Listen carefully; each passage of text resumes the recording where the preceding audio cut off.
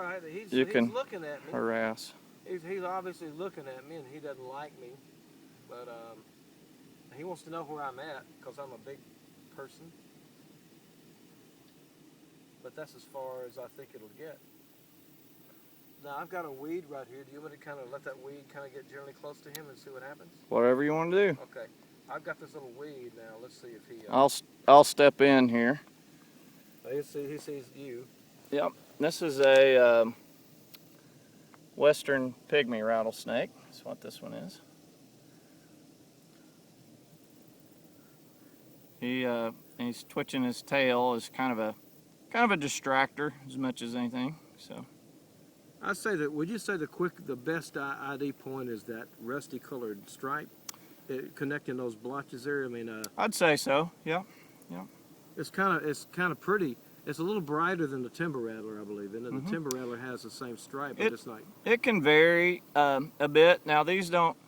I have seen some without the without that rusty stripe, or at least very, very dim or faded.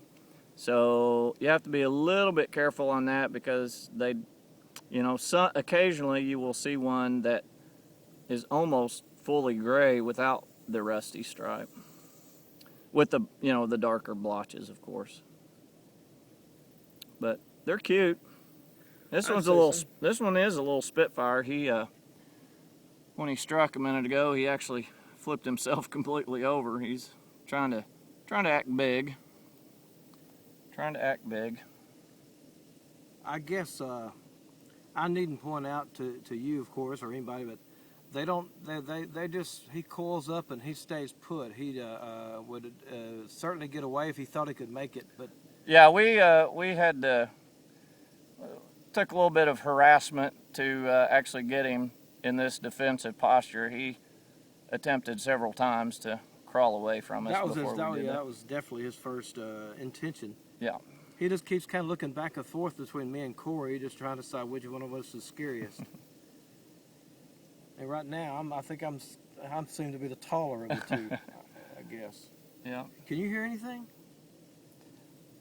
Not really. I mean, their rattles are so small. They're not even quite functional as a warning mechanism. But he is, I think as much as anything that the tail waving that he's doing right now is that if we were some kind of predator, that we'd be attracted to that movement and not its head, which is more vulnerable. So it's better for a snake if there's a choice, attack the tail rather than the head. And so they have some mechanisms to make sure that happens, and that's, I think, kind of what he's doing right now. So. Let's see if I can I might try to steal. I'm real bad with my camera, but I'm gonna try.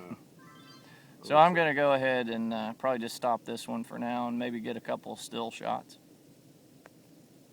if I can.